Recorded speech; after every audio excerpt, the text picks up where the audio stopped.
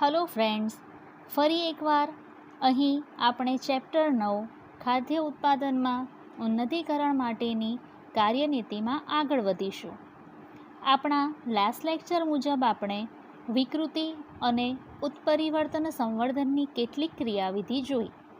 એ ઉપરાંત કીટકો સામે પ્રતિરોધકતા દર્શાવતી કેટલીક વનસ્પતિ સંવર્ધનની પદ્ધતિઓ પણ જોઈ. મુખ્યત્વે આપણે વિકૃતિ અને ઉત્પરિવર્તન અથવા તો પરિવર્તિત જે પણ જાતિઓ છે એમાં કઈ રીતે એના આનુવંશિક એન બેઝના ક્રમમાં ફેરફાર કરી અને ડીએનએનું જનીન બંધારણ બદલી કેટલીક વનસ્પતિની જાતો વિકસાવી છે. સૌથી પહેલાં તો વિકૃતિ કોને કહીશું? આનુવંશિક ભિન્નતા માટે જનીન એટલે કે ડીએનએની અંદર એન બેઝના ક્રમમાં ફેરફાર કરવો તેને કહીશું વિકૃતિ. જેના પરિણામે આપણને નવા લક્ષણો પ્રાપ્ત થાય કે જે પહેલાં પૂર્વજો કે પિતૃઓમાં જોવા મળતા હોતા નથી. કૃત્રિમ રીતે રસાયણો અથવા તો વિકિરણો જેવા કે એક્સરેઝ કે ગામા રેઝનો ઉપયોગ કરી વિકૃતિ કે પરિવર્તન આણી શકાય. તેમજ સંવર્ધનમાં સ્ત્રોત તરીકે ઇચ્છનીય લક્ષણો ધરાવતી વનસ્પતિની પસંદગી અને તેનો ઉપયોગ કરવામાં આવે છે. આ પ્રક્રિયાને ઉત્પરિવર્તન સંવર્ધન કહે છે. આપણે મગ તેમજ ભીંડાની કેટલીક ઉત્પરિવર્તિત જાતિઓ જોઈ.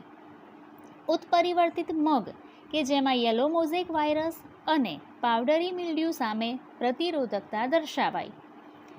આ ઉપરાંત કૃષિજન્ય કેટલીક જંગલી જાતિઓ કે જે પ્રતિરોધકતા ધરાવે છે પરંતુ તેમની ઉત્પાદન ક્ષમતા બહુ ઓછી હોય છે. તો આવા પ્રતિરોધક જનીનને અલગ તારવી અને એને ઊંચા ઉત્પાદન માટે કેટલીક જાતિઓમાં એટલે કે લક્ષ્ય વનસ્પતિઓમાં લિંગી સંકરણ કરાવી અને પરિણામે ઉચ્ચ કક્ષાની વનસ્પતિનું સર્જન થઈ શકે. તો આવા ઊંચા ઉત્પાદન માટે કૃષિજન્ય જંગલી જાતમાંથી ઉચ્ચ ઉત્પાદકતાવાળી જાતોમાં પ્રતિરોધક જનીનોનો પ્રવેશ કરાવવામાં આવે છે અને આના માટે જીનેટિક એન્જિનિયરિંગ એમ જ સોમાક્લોનલ પદ્ધતિનો ઉપયોગ કરી શકાય. અહીં આપણે સોમાક્લોનલ વેરિયન્ટ્સ શબ્દ એટલે કે કોને આપણે સોમાક્લોન્સ તરીકે ઓળખીશું.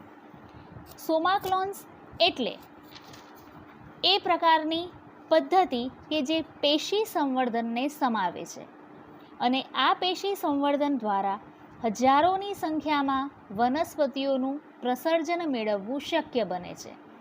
સોમાક્લોન્સ દેટ મીન્સ એક વસ્તુ આપણી પાસે છે એને અનેક ગણી વસ્તુમાં બદલાવવી. આ જ રીતે આપણે પશુઓમાં પણ પહેલાં એક એક્ઝામ્પલ આપ્યું હતું કે ડોલી નામનું ઘેટું કે જેમાં એના સોમાક્લોનલ વેરિયન્ટ્સની સંતતિઓનું નિર્માણ થઈ ચૂક્યું છે. તો આ રીતે ઉત્પન્ન થતી વનસ્પતિની જાતિઓ પણ મૂળ વનસ્પતિને મળતી આવે છે જેમને સોમાક્લોનલ્સ અથવા તો વેરિયન્ટ્સ તરીકે ઓળખવામાં આવે છે. તો અહીં આપણે વિકૃતિ અને ઉત્પરિવર્તિત જાતિઓ વિશે કેટલીક માહિતી મેળવી. આવી જ ભીંડાની એટલે કે એબેલોમોસ્ચસ એસ્ક્યુલેન્ટ્સમાં પણ યલો મોઝેક વાયરસ સામે પ્રતિરોધકતા મેળવવા માટે જંગલી જાતમાંથી તેને બદલી અને તેમાં એ પ્રકારના પ્રતિરોધક જનીનોનો સમાવેશ કરવામાં આવે છે અને પરિણામે એ એસ્ક્યુલેન્ટ્સ નામની નવી જાતો પ્રાપ્ત થઈ છે જેને પરભાણી ક્રાંતિ કહે છે. એટલે કે એક જે આપણી પાસે કૃષિજન્ય જાત છે એના પ્રતિરોધક જનીનને આપણે સમાવવાનો છે ઉચ્ચ ઉત્પાદકતા ધરાવતી જાતિમાં. તો આવી બધી પદ્ધતિઓથી આપણે લક્ષ્ય વનસ્પતિ અને સ્ત્રોત વનસ્પતિ વચ્ચે લિંગી સંકરણ કરાવીશું અને પરિણામે પસંદગીની ક્રિયા દ્વારા આ પ્રક્રિયાને પૂર્ણ કરીશું. કીટકો સામે પ્રતિરોધકતા દર્શાવવા માટે આપણે કેટલાક વનસ્પતિ સંવર્ધનના પાયારૂપી અભ્યાસ કર્યા. પાકમાં સૌથી મોટો જો ઉપદ્રવ હોય તો કીટક તેમજ કીટકોનો ઉપદ્રવ અહીં આપણે કીટક તેમજ કીટકોનો ઉપદ્રવ શા માટે કહી રહ્યા છીએ કે જ્યારે તીડ જેવી કીટક અથવા તો કેટલીક ઈયળો જે આખા ઊભા પાકનો નાશ કરે છે, કે જે જૂથમાં કે ઝુંડમાં રહીને આ પ્રકારનું કાર્ય કરે છે. તો હવે યજમાન પાક વનસ્પતિમાં જ કેટલાક દૈહિક ફેરફારો, જૈવ રાસાયણિક ફેરફારો કે બાહ્યાકાર ફેરફારો આણી અને આપણે કીટકો સામે પ્રતિરોધકતા મેળવી શકાય. તો હવે આવી કીટ સામે પ્રતિરોધકતા દર્શાવતી વનસ્પતિ સંવર્ધનની પદ્ધતિઓમાં ઘઉં તેમજ મકાઈમાં આપણને પ્રતિરોધકતાની સાથે સાથે ઉચ્ચ ઉત્પાદન પણ મળ્યું છે. ઘઉંમાં તેનું વિશિષ્ટ પ્રકારનું પ્રકાંડ કે જેના કારણે તેમાં સ્ટેમ્સ ઓફ લાય એટલે કે એક પ્રકારની ઈયળ એ એની નજીક જતી નથી, તથા લીસા પર્ણવાળી અને મધુરસવિહીન કપાસની જાત કે જે બોલવોર્મ્સને આકર્ષી શકતી નથી. મોટે ભાગે જે બોલવોર્મ્સ હોય છે, તો આવા કીટકો જો મધુરસ એટલે કે પુષ્પના રસ, ફૂલોનો રસ ચૂસવા માટે આવતા હોય છે, પરંતુ તે સુગંધ પ્રેરક નહીં હોય તો એના કારણે બોલવોર્મ્સ તેની તરફ આકર્ષાતા હોતા નથી. તો હવે આપણે મકાઈ, ઘઉં વગેરેની આવી કેટલીક જાતો કે જે કીટ અવરોધક એટલે કે કીટ સામે પ્રતિરોધકતા દર્શાવે છે. મકાઈમાં પણ આપણે ઉચ્ચ એસ્પાર્ટિક એસિડ, નાઇટ્રોજન અને શર્કરાનું ઓછું પ્રમાણ તેના પ્રકારમાં કાણા પાડતા કીટકો સામે પ્રતિરોધકતા સર્જે છે. તો હવે આ પ્રકારના કેટલાક અન્ય એક્ઝામ્પલ્સ આપણે જોયા, જેવા કે રાઈ, ચપટા કઠોળ અને ભીંડા. અહીં રાઈમાં એની સુધારેલી જાત પૂસા ગૌરવ જે એફિડ્સ નામના કીટક સામે પ્રતિરોધકતા દર્શાવે છે. ચપટા કઠોળ કે જેની પૂસા સેમ 2 અને પૂસા સેમ 3 જે જેસિડ્સ, એફિડ્સ અને ફળભેદક સામે પ્રતિરોધકતા દર્શાવે છે. અને ભીંડા કે જેની પૂસા સવાની અને પૂસા A4 એવી સુધારેલી જાતો પ્રકાંડ અને ફળભેદક સામે પ્રતિરોધકતા દર્શાવે છે. તો આ પ્રકારે આપણે આપણી વર્કશીટ 10 અનુસાર કેટલીક વિકૃતિ, ઉત્પરિવર્તિત જાતિઓ તેમજ કીટકો સામે રક્ષણ આપતી જાતિઓ વિશે સવિસ્તાર અભ્યાસ કર્યો. મિત્રો, અહીં આપણને આ ચેપ્ટરમાં મોટા ભાગે આવા નામ દર્શાવતા ઘણા ઉદાહરણ પ્રાપ્ત થયા છે. આપણે MCQની દ્રષ્ટિએ પણ આ નામ યાદ રાખવા ઘણા મહત્ત્વપૂર્ણ છે. હવે આગળ આપણે જોઈશું કે ખાદ્ય ગુણવત્તા સુધારવા માટે વનસ્પતિ સંવર્ધન કઈ રીતે આપણને ઉપયોગી છે. તો આવી ખાદ્ય ગુણવત્તા સુધારવાની છે. મોટે ભાગે અહીંયા આપણો હેતુ એ પણ સિદ્ધ થવો જોઈએ કે આપણને વધુ પોષક મૂલ્ય ધરાવતો પાક મળવો જોઈએ. ઓવરઓલ કેટલું ઉત્પાદન વધ્યું છે તો એ તો વિશિષ્ટ બાબત છે જ, પણ એ ઉપરાંત જ્યારે આપણને આવા પાક કે જે ઉત્પાદન વધુ હોવા છતાં જો એ પોષક મૂલ્ય ઓછા ધરાવતા હશે તો એના ઉત્પાદન સાથે વળી કોઈ સંબંધ રહેતો નથી. વિશ્વમાં લગભગ 840 લાખથી પણ વધુ લોકો તેમની દૈનિક ખાદ્ય તથા પોષણ સંબંધી જરૂરિયાતોની પૂર્તિ કરવા માટે ખોરાક પ્રાપ્ત કરી શકતા નથી. તો આવા ઘણા લોકો એ કુપોષણથી પીડિત છે અને પરિણામે આવા કુપોષણ હોવાને કારણે એમની દૈહિક બંધારણમાં કેટલીક ખામીઓ સર્જાય અને પરિણામે નવી સંતતિ પણ આવી કુપોષિત નિર્માણ થાય. તો હવે આવા બધા પેરામીટર્સથી બચવા માટે આપણી પાક ગુણવત્તા સુધારવી ખૂબ જ અગત્યની છે. તો પાક ગુણવત્તા સુધારવા માટે આપણે કેટલાક પ્રકારના ફેરફારો અહીં સર્જી શકાય. એ ફેરફારોમાં જ્યારે વાત આવે બાયોફોર્ટિફિકેશનની, એટલે કે અહીં આપણે પાક જ એવા નિર્માણ કરવાના છે કે જે પ્રોટીન, વિટામિન્સ, મિનરલ્સ બધાથી ભરપૂર હોય. પ્રોટીન અને વિટામિન્સની ઉણપ સહન કરે, પરંતુ આવા લોકો કે કુપોષણનો શિકાર હોય છે અને એના કારણે તેમને શાકભાજી, કઠોળ, માછલી અને માંસની ખરીદી પરવડી શકતી નથી. મોટી સંખ્યામાં લગભગ 3 કરોડ લોકો આવા લઘુ પોષક તત્વોની ઉણપ ધરાવે છે. એવા ખોરાક કે જેમાં આવશ્યક લઘુ પોષક તત્વો જેવા કે આયન્સ, વિટામિન એ, આયોડિન અને ઝિંકનો અભાવ હોય છે અને તેને લીધે રોગ થવાનું જોખમ વધી જાય છે. આપણે અગાઉ પણ પાચન સંબંધી કેટલીક એવી બાબતો ભણી ચૂક્યા છીએ કે કેટલાક બાળકો કે જેમાં પ્રોટીન્સની ઉણપ સર્જાય તો એમાં મરાસમસ અથવા કોશિયોકોર જેવા પણ રોગો થતા હોય છે. એવી જ રીતે અહીં પણ કુપોષણથી પીડાતા બાળકો તેમજ અન્ય કે જેમાં પણ વિવિધ પ્રકારના રોગીષ્ટ લક્ષણો જોવા મળે. તો હવે આવા બધા જ મિનરલ્સ, વિટામિન્સ વગેરેનો જો અભાવ હોય તો એના કારણે તેઓના જીવનકાળમાં ઘટાડો જોવા મળે અને માનસિક ક્ષમતા પણ ઘણી ઘટી જાય છે. ફ્રેન્ડ્સ, અત્યારે આપણે સૌ એ જંક ફૂડ તરફ ખૂબ જ વળી રહ્યા છીએ. જંક ફૂડ બિલકુલ ન ખાવું એમ વાત નથી, પરંતુ જેમાં પ્રોટીન્સ, વિટામિન્સ હોય એવા પદાર્થો પણ સાથે સાથે લેતા રહેવું હિતાવહ છે. એક અહેવાલ અનુસાર જો આપણે જંક ફૂડ ખાવાનું તદ્દન બંધ કરીએ તો આપણી માનસિક ક્ષમતા 100% વધી શકે છે. એટલે જંક ફૂડ તદ્દન બંધ કરવું એ કદાચ આજના સમયમાં શક્ય નથી, પરંતુ જો જંક ફૂડની સાથે સાથે લેવામાં આવતો ખોરાક એ પ્રોટીન, વિટામિન્સ તેમજ આવા અન્ય પોષક તત્વોથી ભરપૂર હશે તો એના કારણે માનસિક ક્ષમતામાં ઘણો વધારો થઈ શકે છે. ઘણા એવા લોકો એટલે કે મોટી સંખ્યામાં 3 કરોડથી પણ વધારે લોકો આવા બધા જ પોષક મૂલ્યોનો અભાવ ધરાવે છે. આપણો ભારત દેશ એ પોષક મૂલ્યો એ ખૂબ ઓછી માત્રામાં આપતા દેશોની ગણતરીમાં લઈ શકાય. અહીં આપણને સ્વાદિષ્ટ વ્યંજનોની સાથે પીરસવામાં આવતા કેટલાય ભોજનો એ આ પ્રકારના બધા જ પોષક મૂલ્યોથી રહિત હોય છે. તો હવે આગળ વધતા આપણે જોઈશું કે બાયોફોર્ટિફાઈડ ફૂડ અથવા તો જૈવિક રક્ષણાત્મકતા ધરાવતા ખાદ્ય પદાર્થો, અને જેને આપણે બાયોફોર્ટિફિકેશન કહીશું.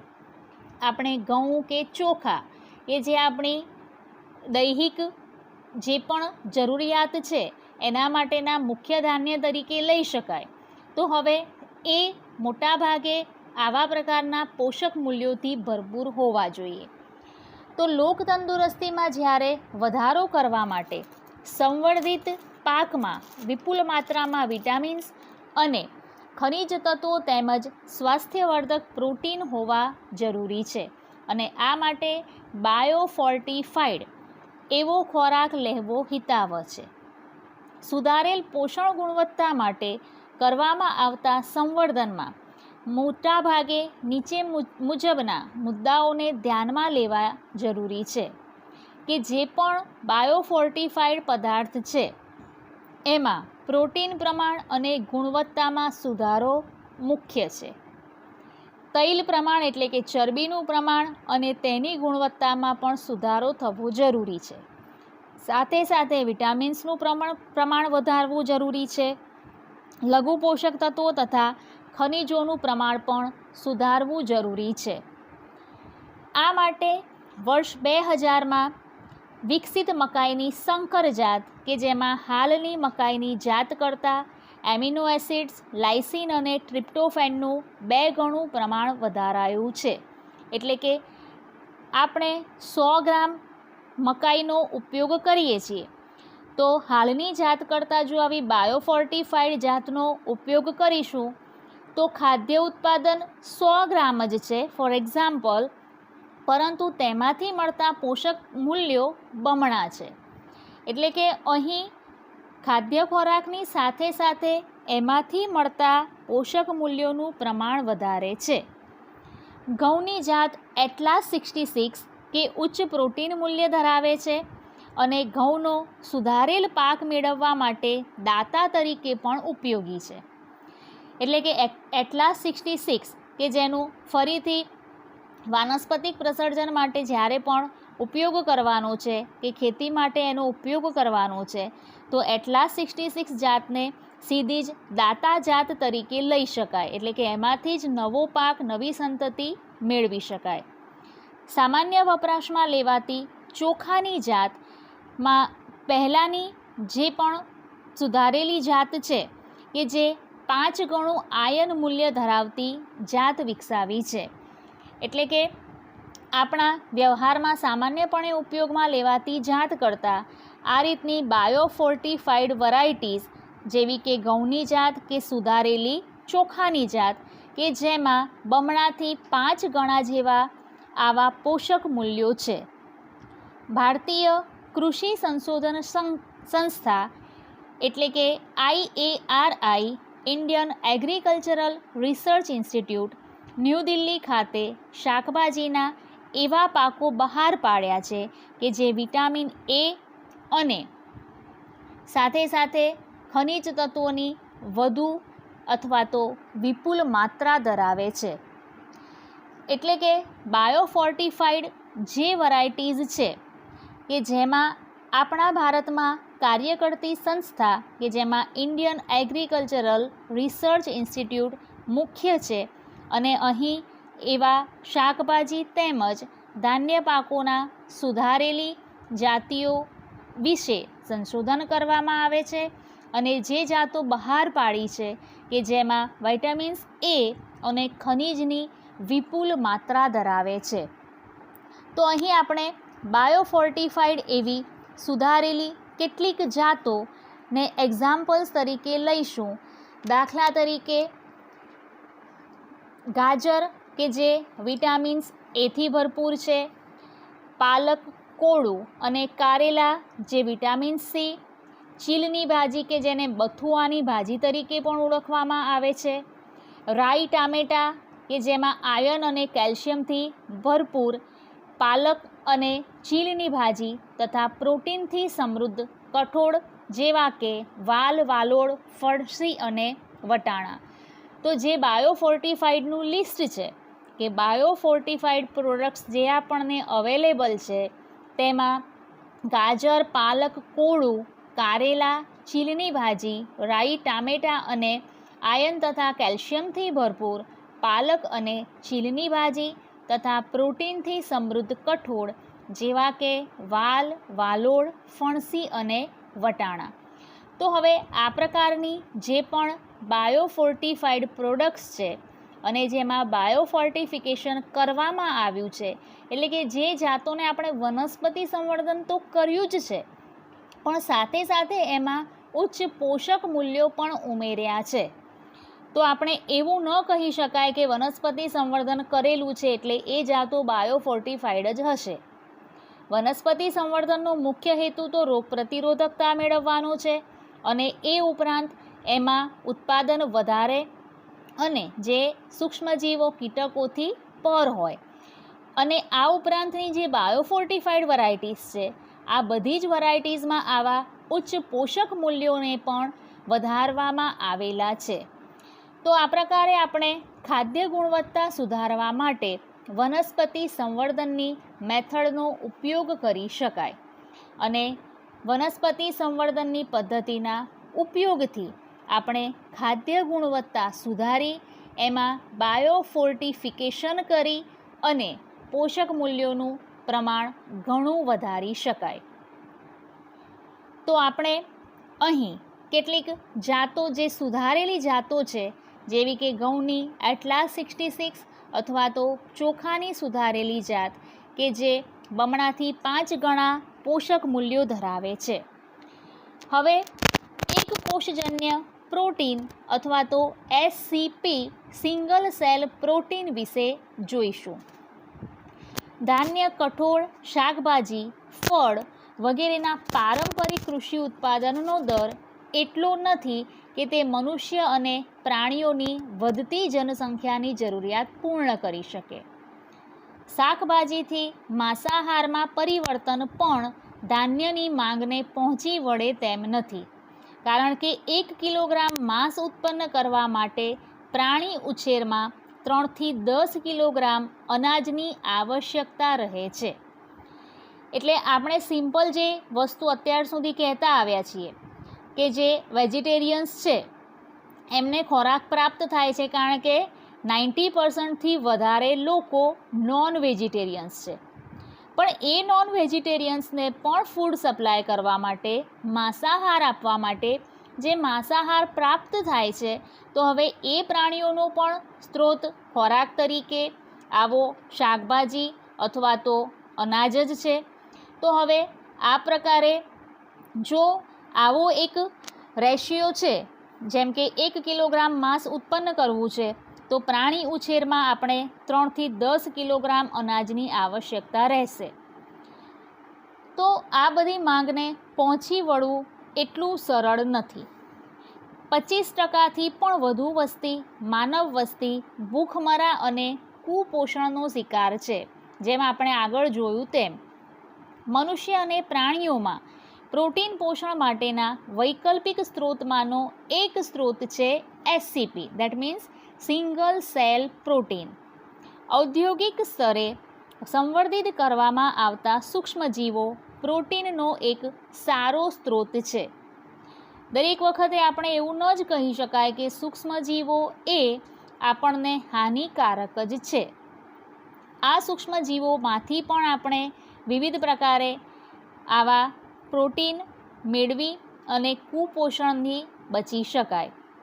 નીલહરિત લીલ જેવી કે સ્પાયરુલિનાને બટાટાના પ્રોસેસિંગ પ્લાન્ટમાં વાંસના પૂડા, મોલેસીસ, પ્રાણીજ ખાતર અને ગટરના પાણી વગેરે પર સારી રીતે ઉછેરી શકાય. તો મિત્રો સમજજો, સ્પાયરુલિના એટલે કે લીલ છે, બટાકાનો પ્રોસેસિંગ પ્લાન્ટ એટલે કે જેમાંથી બટાકાની અન્ય ખાદ્ય ઉત્પાદનો મળી રહ્યા છે. તો હવે ત્યાં ગંદકીનું પ્રમાણ તો હશે જ. તો જે લીલ છે નિર્માણ પામશે, એ શું કરશે? બદલામાં આવી ગંદકીને પોતાના ખોરાક તરીકે ઉપયોગ કરી લેશે. એટલે આપણને બમણી રીતે અહીં ફાયદો છે. એક તો પ્રોસેસિંગ પ્લાન્ટ્સમાં વાંસના પૂડા કે ગટરના પાણી વગેરેમાંથી લીલ પોતાનો ખોરાક મેળવી લેશે અને ખોરાકની સાથે સાથે એ આપણા માટે ખોરાકનો એક સ્ત્રોત આપશે.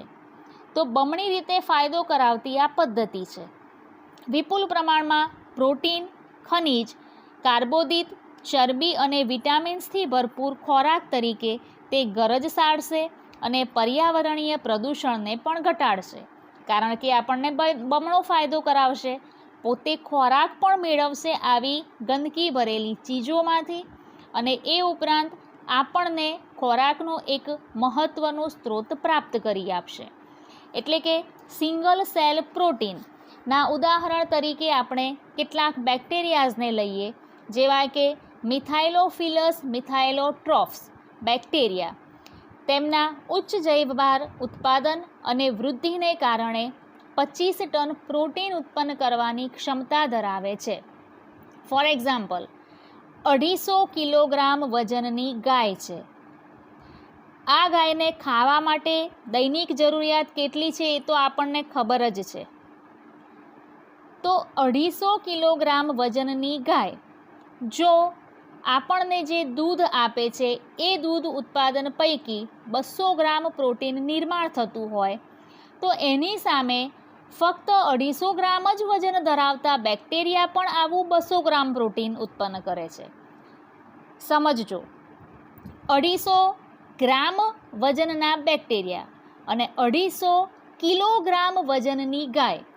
તો હવે જે બેક્ટેરિયાને ખાવા માટે સ્ત્રોત જોઈએ છે અને ગાયને ખાવા માટે જે સ્ત્રોત જોઈએ છે, બંનેમાં ડિફરન્સીસ હશે. સૂક્ષ્મજીવોનું પ્રમાણ 250 ગ્રામ જ કીધું છે, ગાયનું વજન 250 કિલોગ્રામ છે. બંનેના ખાદ્ય ઉત્પાદનમાં ફરક છે, ખાદ્ય ખોરાકમાં ફરક છે, પણ બંને દ્વારા નિર્માણ કરવામાં આવતું પ્રોટીન સમાન છે. એટલે કે બંને 200 ગ્રામ જેટલું પ્રોટીન નિર્માણ કરશે. તો આ પ્રકારે આપણે એક જૈવિક સ્ત્રોત તરીકે બેક્ટેરિયાના જ ઉત્પાદન થકી આવો વધુ જૈવભાર ઉત્પન્ન કરી શકાય અને પરિણામે આવું વધુ પ્રોટીન ઉત્પન્ન કરવાની ક્ષમતા ધરાવી શકાય.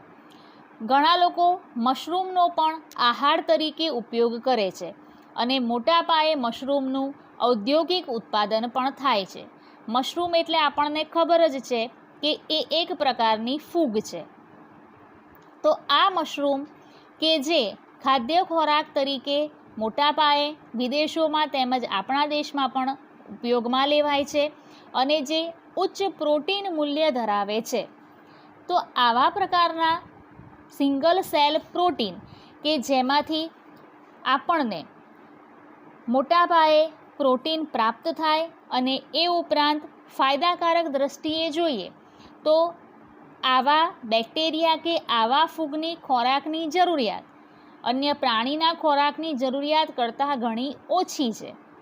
તો આવા બધા પ્રકારે આપણે ખોરાકના સ્ત્રોત પ્રાપ્ત કરી શકાય. એક એક્ઝામ્પલ અનુસાર 2200 રૂપિયે કિલો એવા મશરૂમ કે જેનો ખાદ્ય આહાર તરીકે આપણા વડાપ્રધાન શ્રી નરેન્દ્રભાઈ મોદી ઉપયોગ કરી રહ્યા છે અને તમે જુઓ છો કે એમના મોઢા પરની લાલી એ જ કહી આપે છે કે તે કેટલા હૃષ્ટપૃષ્ટ છે. તો આ પ્રકારે આપણે આવા એકકોષજન્ય પ્રોટીનના આહાર થકી આપણું પ્રોટીન મૂલ્ય જાળવી શકાય. વધુ માહિતીમાં આપણે ટિશ્યુ કલ્ચર એટલે કે પેશી સંવર્ધન ટેકનિક્સ આપણા આગળના લેક્ચરમાં અભ્યાસ કરીશું. Till then, good bye and please like and subscribe videos on my YouTube channel. Thank you.